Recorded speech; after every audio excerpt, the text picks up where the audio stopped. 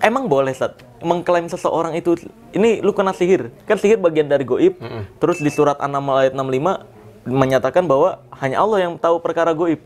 Nah, itu gimana, Sat, penjelasannya nih? Orang jadi tumbal, meninggal, kemudian rohnya diculik jin. Nah, itu. Ini nggak benar. Itu halu. Nggak benar. Jin nggak tahu hal goib. Berarti goib nisbi bisa salah dong. Kayak contohnya saya main sulap. Dibilang, wah sihir. Padahal di dalam hati saya ketawa-ketawa nih. Ini bukan sihir. Kadang saya iyain aja, Sat. Karena kalau kita enggak, dia minta caranya gimana gitu. Nah, memang kan itu goib nisbi bisa salah berarti.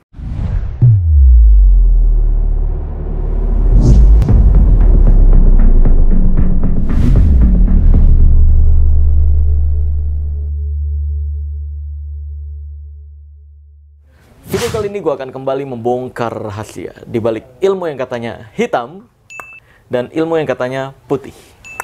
Karena ini adalah ilmu merah. Bus.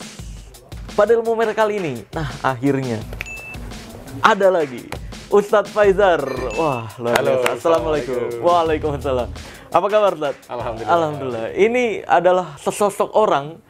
Dan dari banyaknya ustadz yang saya collab, cuma satu yang di hoaxin Ustadz Faizar adalah abang kandung bersulap merah. Dari banyak ustadz loh, padahal Ustadz Buya Yahya, Ustadz Felix Yao, A.A. Gim, kita bikin konten bareng juga, tapi nggak pernah di adiknya A.A. Gim gitu, adiknya Buya Yahya, nggak pernah. Ini adiknya Ustadz Faizar kok bisa digituin, Ustadz ya? Kenapa kira-kira, Ustadz? hidung kita sama kayaknya. Oh iya. Hidung matanya sama kayaknya gitu. Iya, karena miripnya ya, Allah Akbar. Tapi nanti ada abang gue juga yang beneran nih ya, abang kandung, nanti kita pembahasan juga nih. Nah, untuk di awal ini sesuai judulnya, mendebat Ustadz Faizar. Kan saya gini, Ustadz, sering banget bilang ke penonton saya, hati-hati dengan dukun. Karena ciri-ciri dukun itu adalah orang yang mengatakan orang yang sakit, dikit-dikit sihir, dikit-dikit goib. Nah, terus banyak yang ngetek akhirnya. Itu tuh temen lu tuh Ustadz Faizar, dikit-dikit sihir, semua. Abang lu kan? Iya, ada juga yang bilang gitu. Abang lu tuh yang nyebut di channelnya tuh semua tayangannya disebut sihir gitu. Nah, pertanyaannya kenapa yang ditayangin cuma sihir? Oh, berarti belum subscribe MFO. Nah, itu gitu ya dia ya. Belum subscribe YouTube saya. Oh, iya. Kalau yang subscriber lama, pasti dia akan paham, bahwa di Muhammad Faizar Official itu kita mengedukasi berbeda dengan ketika edukasi di TV. Oh. Kalau edukasi di TV jelas, iya, yang dipilih-pilih ya. Yang ditayangin pasti yang reaksinya frontal kan. Oh iya. Nah kalau di MFO itu nggak semuanya reaksi frontal. Oh. Ada yang diem aja ada. Bahkan kita sering sekali menggali dari segi sudut pandang psikologi. Dan kalau memang ada hal-hal yang janggal, kayak misalnya kasus yang keluar darah gitu ya, sama hal-hal yang aneh-aneh yang lain, itu memang kita katakan itu sihir. Dan saya memang mengatakan hal itu sebagai sihir itu nyata ya, bukan untuk nakuti ya, tapi untuk supaya masyarakat kembali ke Quran dan Sunnah sebagai benteng perlindungannya. Bukan mendramatisir gangguan-gangguan pada diri seseorang dan semuanya dikatakan sihir. Itu bukan madhab saya. Oh, oke. Emang boleh, Sat, mengklaim seseorang itu, ini lu kena sihir. Kan sihir bagian dari goib. Terus di surat An-Naml ayat 65 menyatakan bahwa hanya Allah yang tahu perkara goib. Nah, itu gimana, Sat, penjelasannya nih? Nah, jadi mengklaim seseorang itu kena sihir atau enggak, ketika memang dia punya ilmu dan ada diagnosa yang tegak, boleh-boleh saja. Nanti saya paparkan dalilnya ya. Yang kedua, perkara sihir ini goib ya, biar nggak lupa ini. Surat An-Naml ayat 65 itu menyatakan kepada goib yang sifatnya mutlak. Ya, wa indahu mafatihul ghaibi la ya'lamuha illahu. Ya, wa ma tasqutu min waraqatin illa ya'lamuha. Ini surat Al-An'am ayat 59 kalau enggak salah ya. Wa indahu mafatihul ghaib. Dan kepunyaan Allah lah kunci-kunci perbendaharaan hal yang gaib, yang tidak ada yang mengetahui kecuali Allah. Nah, ini di ayat ke-50 sebelumnya juga ada. Qul la aqulu lakum indi khazainullah wa la a'lamul ghaiba wa la aqulu lakum inni malak in attabi'u illa ma yuha ilai. Jadi qul, katakan hai Muhammad, aku tidak memiliki perbendaharaan dari pengetahuan Allah. Wa la a'lamul ghaiba, dan aku Muhammad juga tidak mengetahui hal-hal gaib kecuali aku hanya mengikuti apa yang diwahyukan kepadaku. Ini yang sifatnya gaib mutlak. Gaib mutlak itu kalau kita sambungkan ke surat Luqman ayat terakhir itu ada 5, Mas. Pertama tentang kapan terjadinya hari kiamat. Yang kedua, apa yang terjadi di rahim, maksudnya 4 catatan itu. Kemudian ghaith itu hujan yang turun yang bisa menghidupkan bumi dan membawa keberkahan, itu hanya Allah juga yang tahu. Kemudian tentang apa yang terjadi di hari esok terhadap nasib seseorang, dan kapan orang mati. Ini gaib mutlak. Itu gaib mutlak. Dan kalaupun Rasul dikasih tahu hanya sebagian kecil saja. Kayak contoh kiamat, tanda-tandanya apa? Kan hanya sekedar tanda. Bumi Arab menghijau. Tapi kapannya nggak ada yang tahu. Kapannya nggak ada yang tahu. Itu gaib mutlak tuh ya? Mutlak. Kalau yang sihir masuknya ke nisbi atau istilahnya muqayyad, relatif kalau bahasa kita. Itu kan baru jarang banget dikenal tuh, jarang banget didengar. Gaib nisbi itu apa? Gaib nisbi, gaib relatif. Nah, relatif ini juga ada 3, relatif tempat, relatif waktu, sama relatif indra. Indra kita. Relatif tempat, misalnya nih, Mas Marcel belum pernah ke Jepang. Maka Jepang masih gaib bagi Mas Marcel. Oh itu gaib nisbi itu. Tempat ya, relatif tempat. Gaib waktu juga demikian. Kita belum pernah tahu gimana zaman perang Jenderal Sudirman misalnya. Kita nggak tahu, orang nggak ngalami. Kondisi itu kayak gimana ya. Sama yang terakhir tentang panca indera. Misalnya, ini juga berkaitan sama sulap nih, Mas. Apa tuh? Misal sulap bagi saya gaib, bagi Mas Marcel nggak gaib. Enggak, karena tahu semua rahasianya. Karena relatif. Itu gaib relatif. Kalau orang sudah tahu, berarti itu bukan jadi. I see. Contoh nih, saya meneliti lidah dan tangan. Mungkin bagi sebagian banyak orang itu gaib, tapi bagi orang yang tahu diagnosa itu dari berbagai macam cara diagnosa itu, ilmunya, maka itu bukan hal gaib. Nah, sihir ini termasuk yang gaib nisbi, yang relatif ini. I see. Sihir, jin itu relatif. Nah, barzakh, alam barzakh baru gaib mutlak. Karena jin pun nggak tahu alam barzakh itu kayak apa. Jin nggak tahu ya? Nggak tahu. Surat Saba ayat 14. Falamma qadayna 'alaihil mauta madallahum 'ala mautihi illa dabbatul ardi ta'kulu min sa'atah. Falamma kharra tabayyanatil jinnu allau kanu ya'lamunal ghaiba ma labithu fil 'adzabil muhin. Nah, ini ketika kami telah menetapkan ajal bagi Sulaiman, ya Nabi Sulaiman meninggal itu dalam kondisi kayak gini, Mas. Gitu. Pakai tongkat itu, tongkat beliau. I see. Nah, sampai tongkatnya itu dikrokoti rayap, kemudian beliau jatuh. Jin baru tahu kalau Nabi Sulaiman udah meninggal. Kan lama tuh. Beliau meninggal dalam kondisi kayak gini. Berarti berhari-hari, berminggu-minggu ya? Berbulan-bulan. Berbulan-bulan ya? Dan jin nggak tahu. Kan jasad Nabi kan haram untuk busuk. Nggak bisa busuk.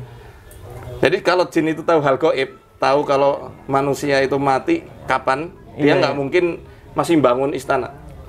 Nah, ini sekaligus mematahkan mitos bahwa ada sukma yang katanya buat pesugihan. Orang jadi tumbal, meninggal, kemudian rohnya diculik jin. Nah, itu. Ini nggak benar. Itu halu.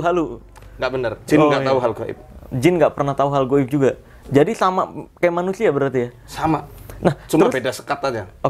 Ini kayak gini ya. Kalau dokter kan kalau udah nggak tahu kayak misalkan kejang, dokter kan nggak tahu penyebabnya nyampe saat ini nih, Sat. Ya kan? Dokter udah ya biasa cuma menduga-duga kalau nggak keturunan atau ada gangguan apa, pernah kepentok, cuma menduga tuh karena nggak pernah tahu. Nah, sedangkan kalau di metode ruqyah ketika total nggak tahu fakta penyebabnya, itu disebut sihir? Enggak mesti. Apa gimana? Nggak mesti kayak gitu. Nggak mesti? Enggak. Karena ada beberapa a'rad atau tanda-tanda yang itu bisa mendukung. Jadi penyakit metafisik kan dalam Al-Quran Sunnah itu kan ada 3 macam. Nggak hanya sihir, ada ain. Ain ini yang paling bahaya, Mas. Bahkan ain bisa mengubah hukum kausalitas, hukum sebab akibat. Karena kan kata Nabi, al-ainu haqqun walau kana syai'un sabaqal qadar la sabaqatul ain. Ain itu benar adanya, nyata hakikatnya. Kalau ada sesuatu yang bisa mengubah hukum takdir sebab akibat, ain yang bisa mendahuluinya. Contoh, orang yang harusnya dua-duanya organ reproduksinya normal, hormonnya normal, semua normal, kena ain. Sebabnya ada tuh yang harus jadikan dia punya. Akhirnya dia nggak bisa punya keturunan karena kena ain atau kena hasad. Atau misalnya menyebabkan sesuatu yang berakibat tapi tidak ada sebab. Misal tiba-tiba muncul api di rumah atau belatung ada di seluruh tembok. Itu rumah saya pernah kena itu. Di Mesir. I see. Dan nggak ada penyebabnya itu ya? Nggak ada penyebab. Ain itu? Itu ain. I see. Ain itu kayak gitu. Ain. Nah, terus gimana cara membedakan? Itu kan kayak hal goib ya, yang nggak ada tolak ukurnya nih. Nah, cara membedakan ini ain atau sihir gimana? Dengan cara diagnosa, anamnesa. Tentu kita harus harus tanya sebab-sebab. Misal orang kena sihir ini pakai, biasanya kan banyak metode-metodenya tuh. Oh. Ini saya berbicara dari ranah keilmuan ruqyatologi. Iya, ruqyatologi. Ya. Dari banyak kitab-kitab ulama yang memang takhusus dan meneliti, Mas. Kan dalam metodologi penelitian juga nggak hanya sekedar kuantitatif nih, yang pakai prosentase. Ada yang memang pakai pengalaman secara empiris. Fenomenologi dengan wawancara misalnya. Nah, ini bisa dijadikan rujukan sains atau ilmiah kan. Nah, dengan pengalaman ulama atau para asatidzah yang mungkin pengalamannya itu lebih dari 10 tahun meruqyah dengan gangguan-gangguan yang semacam itu, kemudian dijadikan satu sebagai rumusan prinsip tegaknya diagnosa, itu bisa kita ambil. Itu kalau kita mau tekstual. Nah, kemudian manusia Allah berikan ini, Mas, apa namanya, potensi-potensi gaib. Nah, tapi bukan indigo nih, bukan, jangan salah paham. Saya tulis di sini. Jadi ada yang namanya firasah, ilham, hadats, kasyaf, ru'ya. Bukan ruqyah. Oh, ru'ya. Ru'ya pakai hamzah. Ru'ya. Kalau ru'ya ini mimpi yang benar dari Allah. Oh, mimpi. Kadang-kadang ada yang memang dia nggak memaksudkan diri untuk mencari. Tapi Allah berikan wahyu, bukan wahyu, ilham ya. Ru'ya itu tadi, melalui mimpi. Ada yang pakai firasat. Firasat itu intuisi, Mas. Bahasa kita. Intuisi bisa karena intuisi yang dilatih, ini yang bahaya. Ada bisa campur tangan yang lainnya. Intuisi karena iman. Kayak misal dulu pengalaman. Utsman bin Affan, ada orang masuk ke majelis beliau, kemudian orang ini sebelum masuk itu ngelihat wanita yang auratnya tersingkap. Ketika masuk, Utsman komplain, ini siapa yang matanya ada bekas zinanya? Ini gelap jadinya. Nah, ini firasat iman. Tentu sahabat yang ini nggak mungkin dong dia indigo atau yang lainnya gitu. Nah, ini firasat keimanan karena dia menjaga apa yang dia makan, yang dia pakai, menjaga ketakwaan. Ini ada di Quran memang tentang tawassum itu. Dan itu juga kadang-kadang Allah berikan tapi nggak selalu, Mas. Kepada setiap peruqyah memang benar-benar tulus, nggak ada niat khianat, apalagi cuma ngejar tarif. Bisa jadi itu dari pengalaman juga sih ya. Betul. Jam terbang gitu kan, akhirnya terbuat dengan sendirinya kan. Kayak Dede Inun. Iya, kayak Dede Inun. Ulernya kan. Ular kan dia tiba-tiba tahu kan. Kita goib banget tuh ya, Tat, ya. Kita orang ular tiba-tiba ada di pohon nggak ngelihat sama sekali, dia ngelihat gitu kan. Itu hebat itu. Itu hebat. Saya heran dari mana nih ilmu. Tapi ternyata memang pengalaman. Pengalaman. Nah, karena dia dari kecil main ular gitu. Nah, Ustadz Faizar mungkin karena dari muda belajar tentang ruqyahnya itu. Bahkan dari kecil. Dari kecil. Berarti emang dari kecil tuh. Jadi kayak saya belajar sulap juga dari kecil. Makanya ketika dukun praktekin apa, oh ini mah caranya begini. Bisa ngejelasin gitu. Jadi memang orang kadang terlahir dengan keahlian dan kelebihan masing-masing. Terus pertanyaan berikutnya, berarti goib nisbi bisa salah dong? Kayak contohnya saya main sulap, dibilang, wah sihir. Padahal di dalam hati saya ketawa-ketawa nih. Ini bukan sihir. Kadang saya iyain aja, Sat. Karena kalau kita enggak, dia minta caranya gimana gitu. Nah kan itu goib nisbi bisa salah berarti. Yang klaim goib spekulatif. Iya. Kalau dibilang spekulatif, bisa dibilang semua diagnosa itu berdasarkan ya spekulatif juga. Kadang-kadang maaf nih. Oh iya, dokter pun bisa salah. Dokter yang lain kan kadang diagnosa sama-sama spesialis tapi diagnosa bisa beda. Setuju. Bisa karena itu. Oke. Jadi kalau misal ada peruqyah yang salah diagnosa, itu juga wajar saja. Namanya manusia nggak ada yang maksum atau benar. Pasti benar ya. Oke. Jadi tuh guys terjawab ya. Jadi memang ya mungkin kalau kamu yang sering nonton Ustadz Faizar yang viral-viralnya doang, yang potongan-potongan TikTok ya. Iya kan? Dikira saya nggak percaya goib. Ya ngapain jadi peruqyah? Nah itu benar. Kadang juga saya dibilangnya nggak percaya goib. Ya gimana cara saya bertuhan kalau nggak percaya goib kan? Nah terus banyak juga yang ngelapor, wah Ustadz Faizar tuh sekarang mengaku indigo karena collab sama indigo. Oh bentar, tadi ada yang kelewatan ya, dalil itu ya? Oh iya dalil ya. Benar. Jadi gini. Sorry ini motong dulu ya. Iya boleh. Jadi kan ada orang yang mengatakan yang bisa mengklaim itu sihir hanya Rasul. Iya. Ya pertama Rasul pun ketika kena sihir beliau nggak tahu. Kecuali setelah 40 hari. 40 hari di sihir Malabid bin Aqsam diwahyukan, Jibril turun itu sama satu malaikat lagi. Nah, tapi kalau kita lihat lagi dalam hadis riwayat Imam Muslim ketika Ibunda Aisyah. Iya. Bahkan istri Rasul yang pernah kena sihir itu ada Ibunda Aisyah dan Ibunda Hafsah radhiyallahu anhuma. Nah yang masyhur ini kisahnya Ibunda Aisyah, Ummul Mukminin ya. Ketika itu kena sihir. sama budak mudabar. Budak mudabar. Mudabar itu budak yang kalau orang yang memiliki ini sudah meninggal, dia bebas otomatis. Nah, si budak ini kepengen Ibunda Aisyah meninggal. Jadi disakiti, disihir. Nah, habis itu beliau menyuruh saudara laki-lakinya untuk datang ke tabib atau Bibu Sindi. Sindi ini mungkin kalau zaman sekarang wilayah Pakistan, Ustaz ya. Wilayah Pakistanan lah. Ya memang dia pandai dalam pengobatan. Kemudian tabib ini mengatakan setelah dengar apa yang dikeluhkan, dia bilang, ini yang kamu lapori dia kena sihir. Akhirnya dikonfirmasi betul yang nyihir itu budak perempuannya. Dan akhirnya dijual ke orang Arab yang paling buruk akhlaknya sehingga dia tidak bisa dibebas secara otomatis ketika meninggal.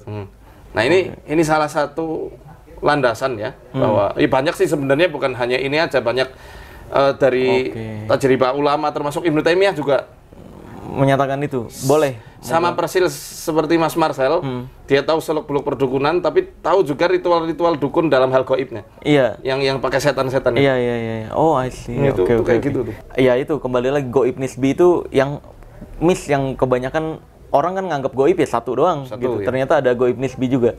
Nah, sekarang balik lagi ke pertanyaan tadi. Indigo.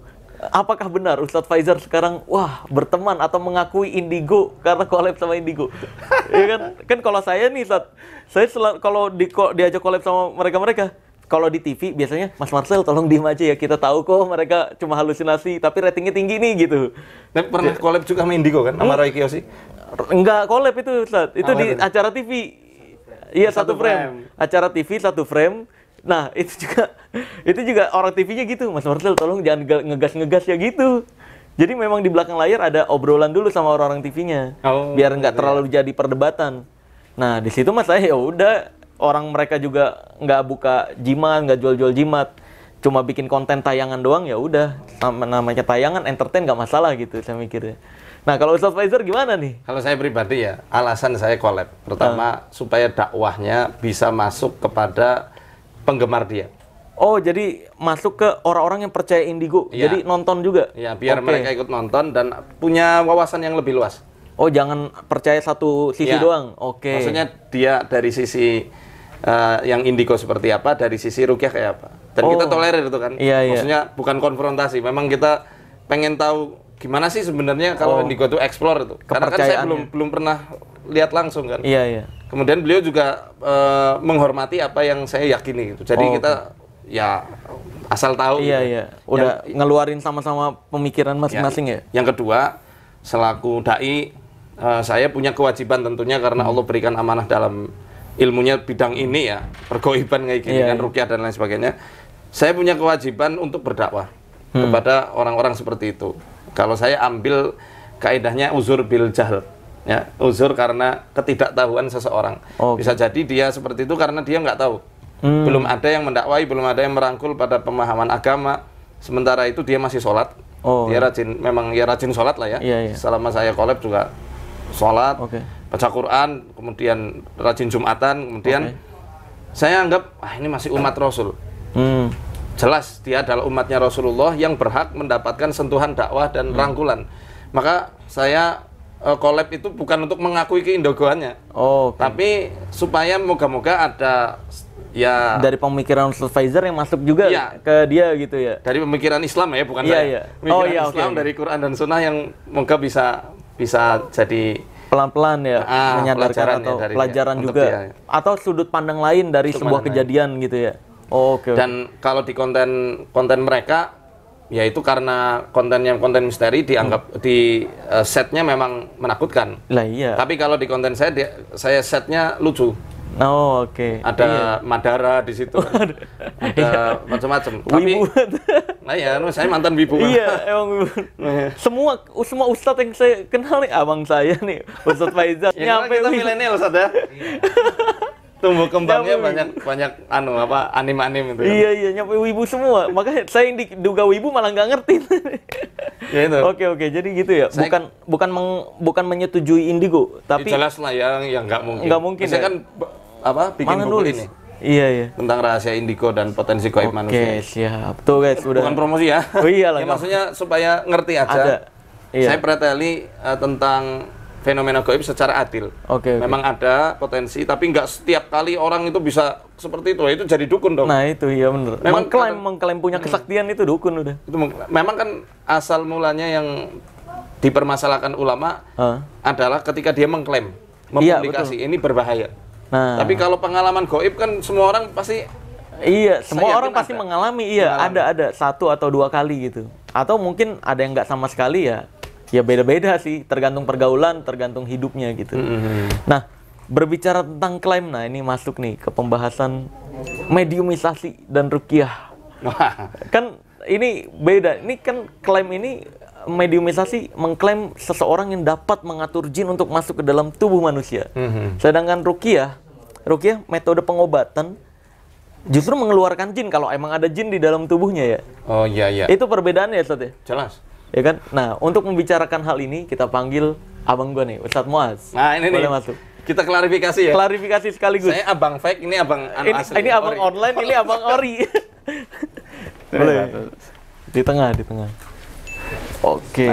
Nah, ini dia. Waktu itu Ustadz, yang pas sebenarnya Ustadz Muaz bukan cuma sekali ini aja masuk, pernah juga di konten saya. Tapi waktu itu viewernya kurang dan malah banyak yang beranggapan wah ini mah pura-pura nih bayar orang, sebenarnya Ustadz Faizar tetap gitu. Terserah lu. Nah, berbicara tentang apa tadi, mediumisasi dan ruqyah dan kesurupan kan beda tuh. 3 kejadian berbeda, mediumisasi, kesurupan, ruqyah. Dari sudut pandang Ustadz Faizar dulu, perbedaan utamanya apa? Guys, video kali ini stop dulu sampai sini dan akan bersambung di video berikutnya karena khawatir videonya kepanjangan, nanti kamu jadi nggak fokus terkait perbedaan mediumisasi, ruqyah, dan kesurupan. Karena ini pembahasan yang penting agar kamu tidak tertipu oleh praktek perdukunan berkedok Islam.